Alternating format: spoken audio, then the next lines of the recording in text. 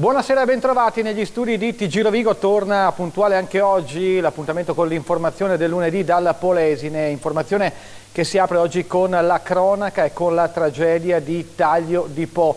Marito e moglie morti a pochi giorni di distanza sono stati salutati per l'ultima volta oggi da una comunità affranta e unita, il primo servizio di questa edizione. Sono stati celebrati nel pomeriggio a Taglio di Po i funerali di Roberto Marangoni e Ida Nardini, marito e moglie scomparsi a pochi giorni di distanza l'uno dall'altra. La morte della donna lo scorso 4 aprile aveva gettato nello sconforto il marito che poco dopo il dramma aveva fatto perdere le proprie tracce.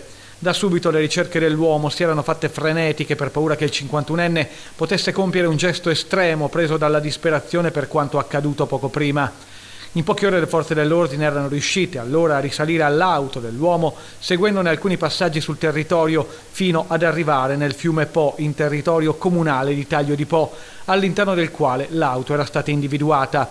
Inizialmente non si è riusciti a recuperare il mezzo e quindi non si era ancora certi che al suo interno ci fosse l'uomo. Una volta risolta la situazione per quanto riguarda l'impeto della corrente del fiume, i vigili del fuoco nella notte di sabato sono riusciti ad immergersi, a raggiungere l'auto e a recuperare il cadavere del 51enne che si trovava all'interno. Contemporaneamente le forze dell'ordine avevano individuato un messaggio lasciato dall'uomo con le ultime parole scritte proprio da Roberto Marangoni.